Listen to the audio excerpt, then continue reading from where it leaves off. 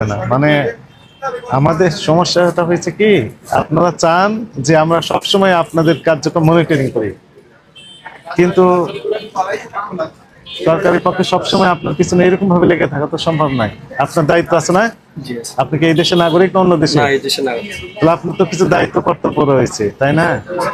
নিজ দায়িত্ব যদি আইনের প্রতি শ্রদ্ধাশীল থেকে এই কার্যক্রম পরিচালনা করেন, তাহলে সরকারের পক্ষ থেকে যে সকল এজেন্সি আছে ওনারা এসে দেখবেন, ঠিক আছে, আপনার সালাম দিয়ে চলে যাবে। সবসময় আসার দরকার নেই, কিন্তু আপনারা চান আপনাদের সাথে আমরা লেগে থাকবো। অনেকে বলেই ফেলেন যে আপনারা তো আসেন না, এই জন্য আমরা মানি না, এক সপ্তাহ করছি। তার মানে আমাদের রেগুলার আসতে হবে। এগুলো আর করবেন না। একটি অপরাধে আমরা শাস্তি দিচ্ছি, দণ্ডটা ডিক্লারেশন দিচ্ছি। আরেকটি অপরাধ আপনার যেটি বিএসটিআই লাইসেন্স আছে কিনা, আপনাকে আমরা আজকে তো দেখাতে পারলেন না, ঠিক আছে, 3 দিন সময় দেওয়া হলো।